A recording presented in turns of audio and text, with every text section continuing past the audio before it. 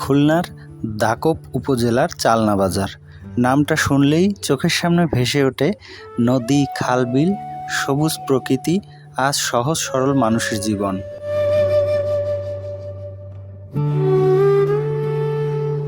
এই যে আমরা সবাই মন্দিরে আসছি, আর এই মন্দিরে কিন্তু আমি আগে একবার আসছিলাম, সে তো বললাম।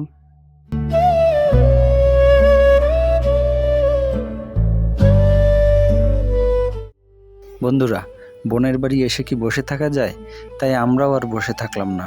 বাসায় এসে একটু রেস্ট নিয়ে আমরা আবার বেরিয়ে পড়লাম আমাদের নতুন একটা জায়গা ঘোরার উদ্দেশ্যে, এবং আমরা সবাই মিলে যাচ্ছি সেই জায়গায় ঘুরতে। পিছনে টুনি বউ, ভাগ্নি এবং ভাইজিরা, সামনে দাদা বাবু ছিল, এবং পুরো গাড়িটাই একদম ফুল লোড ছিল। আমরা ইপিজেটের সামনের থেকে যাচ্ছিলাম এবং এখানের কিছু ভিউ আপনাদের সামনে তুলে ধরলাম। এই নদীর পাড় থেকে চলার মজাই আলাদা। দাকপ উপজেলার কেন্দ্রীয় এই শ্রী শ্রী রাধা গোবিন্দ মন্দির চালনা বৌমার গাছতলায় অবস্থিত। এটি স্থাপিত হয়েছিল 1374 বঙ্গাব্দ 1967 সালে। তো চলো আমরা এর ভিতরে যাই এবং এর চারিদিকের যে পরিবেশ, মন্দিরটা আমরা দর্শন করি। আর এই চালনা পৌরসভারই একটি পরিচিত জায়গা হচ্ছে বৌমার গাছতলা। আমরা আজকে এসেছি এখানকার কেন্দ্রীয় সার্বজনীন শ্রী শ্রী রাধা গোবিন্দ মন্দিরে। এটি একটি অনেক পুরাতন মন্দির, যাকে ঘিরে স্থানীয় মানুষের ধর্মীয় অনুভূতি, উৎসব আর বহুদিনের সামাজিক স্মৃতি জড়িয়ে আছে। মন্দির প্রাঙ্গণে ঢুকলেই একটা আলাদা শান্ত পরিবেশ অনুভব করা যায়। শহরের ব্যস্ততা থেকে একটু দূরে এসে এখানে দাঁড়ালেই মনে হয় সময়টা যেন কিছুটা ধীর হয়ে গেছে। প্রার্থনার ঘণ্টার ধ্বনি, ধূপের গন্ধ আর ভক্তদের আনাগোনা সব মিলিয়ে জায়গাটির মধ্যে রয়েছে এক ধরনের আধ্যাত্মিক আবহ। এই মন্দিরের অন্যতম পরিচয় শ্রী শ্রী রাধা গোবিন্দ মন্দির হিসেবে। স্থানীয় ধর্মীয় ও সামাজিক আয়োজনের ক্ষেত্রেও মন্দিরটির ভূমিকা রয়েছে। বিভিন্ন ধর্মীয় উৎসবকে কেন্দ্র করে এখানে ভক্তদের সমাগম হয়।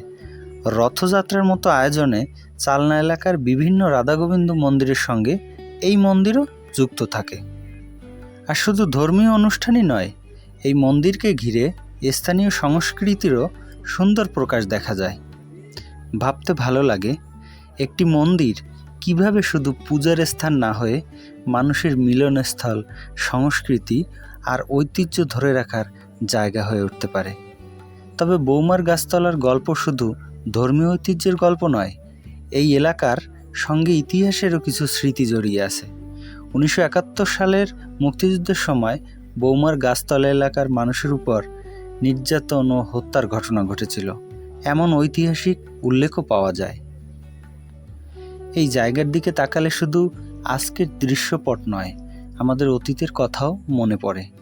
কত মানুষ এই মাটির উপর দিয়ে হেঁটেছেন, কত আনন্দ, কত উৎসব, আবার কত কষ্ট আর বেদনার সাক্ষী হয়েছে এই মাটি। সময় বদলেছে, মানুষ বদলেছে, আর চালনাও বদলেছে, কিন্তু কিছু জায়গা থেকে যায় যেগুলো আমাদের শিকড়ের কথা মনে করিয়ে দেয়। বৌমার গাছতলার এই রাধা গোবিন্দ মন্দিরও তেমনই একটি জায়গা। এখানে ধর্ম আছে, সংস্কৃতি আছে, মানুষের মিলন আছে, আর আছে স্থানীয় ইতিহাসের ছাপ।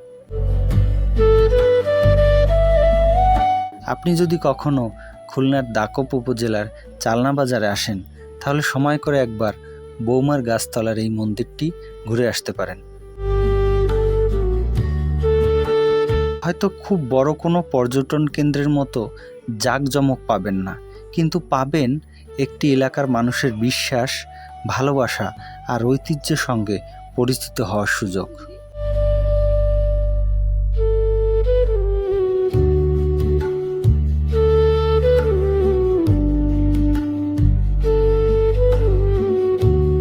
আর এমন ছোট্ট ছোট্ট জায়গার গল্পই তো আমাদের বাংলাদেশের আসল গল্প।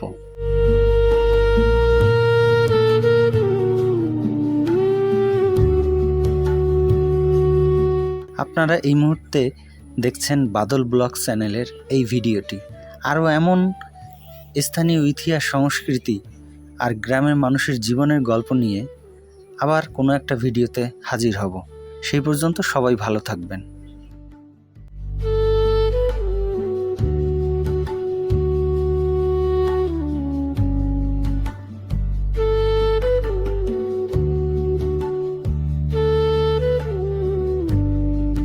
এই যে আমরা সবাই মন্দিরে আসছি, আর এই মন্দিরে কিন্তু আমি আগে একবার আসছিলাম, সে তো বললাম।